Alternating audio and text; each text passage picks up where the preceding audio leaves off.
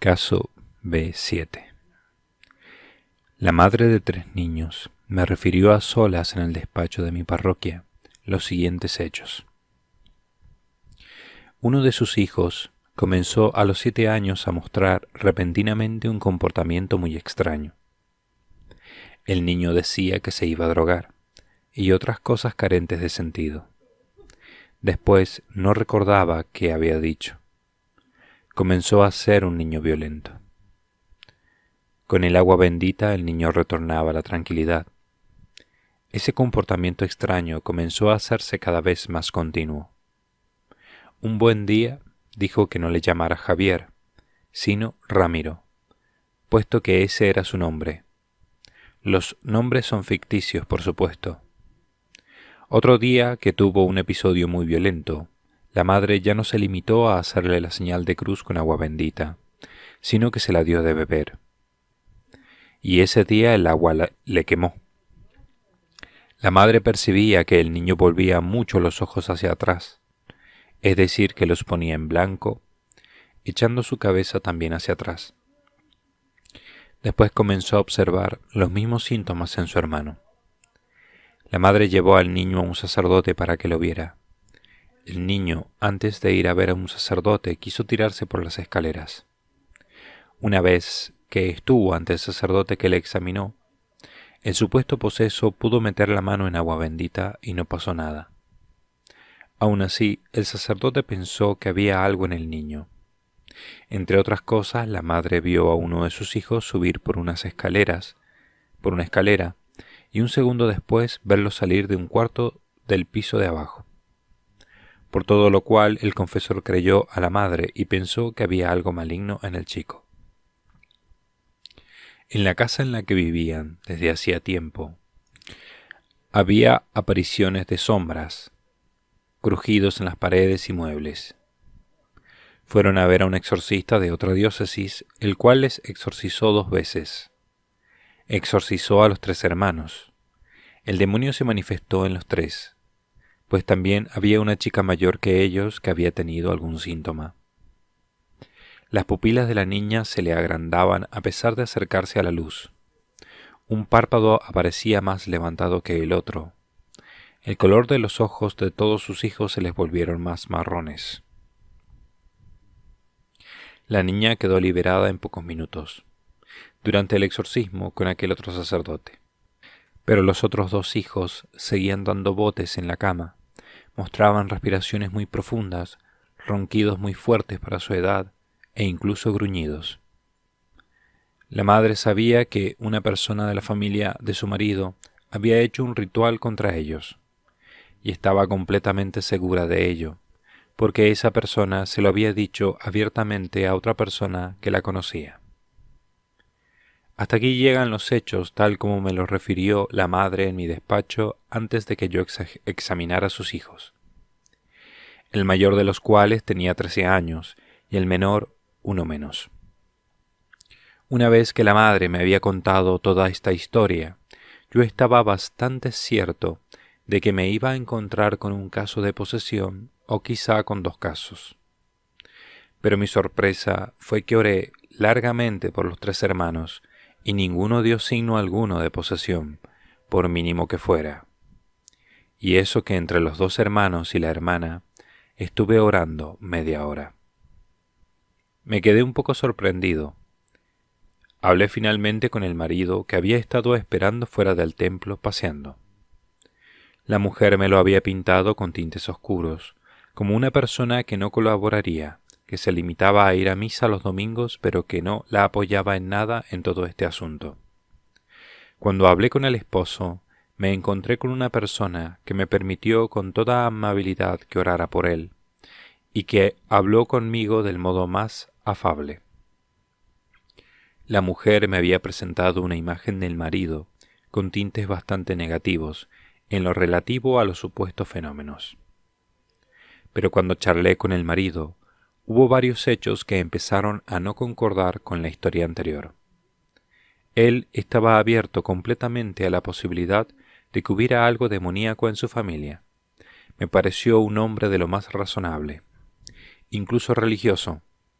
Lo único que sucedía era que él no había presenciado ninguno de los signos evidentes de los que me hablaba la madre. Indagué si vivía en casa o estaba las más de las veces ausente. Me contestó que estaba casi siempre en casa, pero que cuando su mujer le había llamado para ver alguna de esas manifestaciones, él no había visto nada, ni la más pequeña cosa extraordinaria. Comenzó a extrañarme que tantos fenómenos y tan evidentes siempre, sin excepción, hubieran sido presenciados únicamente por la madre. Así que sospeché que tal vez el exorcista que los había exorcizado 2 veces no hubiera visto las manifestaciones de las que ella me había hablado. Decidí llamar al exorcista a ver si era verdad que había realizado 2 exorcismos. Nota a pie de página. El padre E.G. de la Arquidiócesis de Madrid es un santo varón, pero a veces me ha resultado más fácil expulsar a un demonio que lograr hablar con este cura por teléfono. Está muy ocupado. Al día de hoy todavía sigo esperando que conteste a mi mensaje en el contestador de su móvil. Retomo la lectura. Y le dije, además, al marido 2 cosas. He orado por sus hijos y en ninguno he visto la más pequeña manifestación demoníaca, ni siquiera signo alguno de la más leve influencia maligna. Por otro lado, sospecho que todo es producido por una obsesión de su mujer. Mucho me temo que es ella la que interpreta hechos ordinarios como algo diabólico. Según ella, el marido no colaboraba nada, y era contrario a todo esto. Pero de mi conversación con él saqué una conclusión tan distinta que aconsejé al marido que no le dijera nada a su mujer y que estuviera muy atento durante un par de semanas a ver si comenzaba a ver con más claridad el origen patológico de las observaciones que su mujer hacía y que habían logrado sembrar la duda en el mismo marido. A pesar de que él no había visto nada y parecía un hombre de lo más razonable. Sin un par de semanas de fijarse en todo esto de un modo más crítico, él iba convenciéndose más de que todo eran interpretaciones y no hechos. Debería su mujer pedir ayuda no a un exorcista, sino a un psiquiatra. Así acabó el examen de este caso, que achaco completamente a una interpretación paranoica de hechos ordinarios. Siempre aconsejo que el exorcista que escuche casos debe aprender a no fiarse de ningún relato por más datos que aparezcan, si esos datos no están corroborados por una persona más allí presente. Y el exorcista desconfíe, aunque la persona le diga que ya ha hablado con otro exorcista y le ha dicho que sí que ha discernido que hay posesión. En el examen de una persona, el exorcista solo debe tener como referencias seguras 2 cosas: los testimonios de varias personas presentes y lo que él mismo observe. Todo lo demás es una pura nebulosa. Epílogo. Infinidad de veces he llegado a ciudades y monasterios y he escuchado de boca del párroco, del abad o de la priora con aire de secreto y preocupación las siguientes palabras: Padre, cuánto me alegro de que haya llegado. El cielo nos lo envía. Tengo que comentarle. Y mira a los lados a ver si alguien está escuchando. Asuntos extremadamente delicados. Así comienza en la película, no en la novela del mismo nombre. La conversación entre el padre Abad y Guillermo de Baskerville en El nombre de la rosa. Y así suelen comenzar muchas conversaciones mías al llegar a monasterios y conventos. Después el clérigo o la monja me insiste en que no va a creer lo que me va a contar, que no sabe por dónde comenzar, que lo que me va a decir resulta totalmente increíble.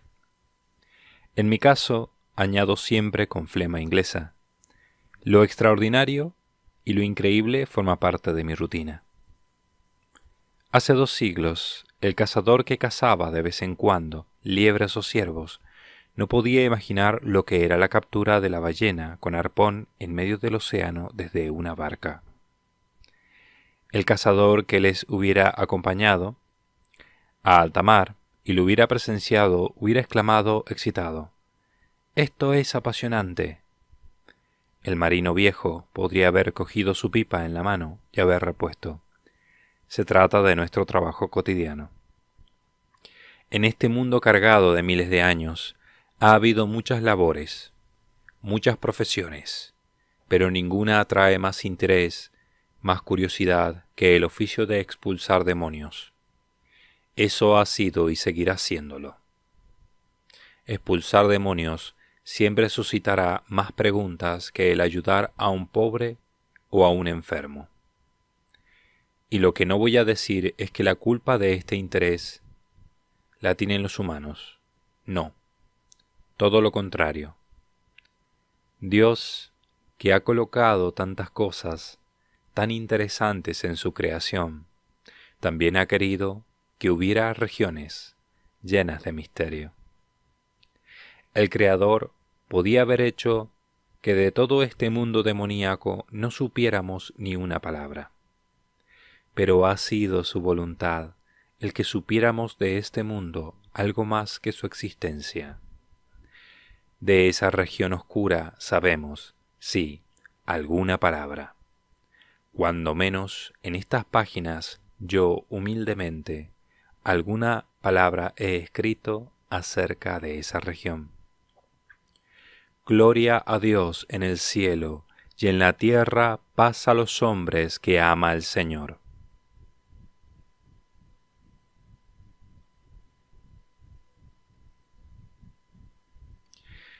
José Antonio Fortea Cocurul, nacido en Barbastro, España, en 1968, es sacerdote y teólogo especializado en demonología. Cursó sus estudios de teología para el sacerdocio en la Universidad de Navarra. Se licenció en la especialidad de Historia de la Iglesia en la Facultad de Teología de Comillas. Pertenece al presbiterio de la Diócesis de Alcalá de Henares, Madrid. En 1998, defendió su tesis de licenciatura, El exorcismo en la época actual, dirigida por el secretario de la Comisión para la Doctrina de la Fe de la Conferencia Episcopal Española.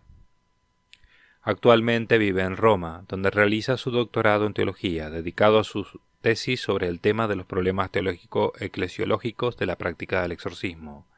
Ha escrito distintos títulos sobre el tema del demonio, la posesión y el exorcismo. Su obra abarca otros campos de la teología, así como la historia y la literatura. Sus títulos han sido publicados en 5 lenguas y más de 9 países. www.fortea.ws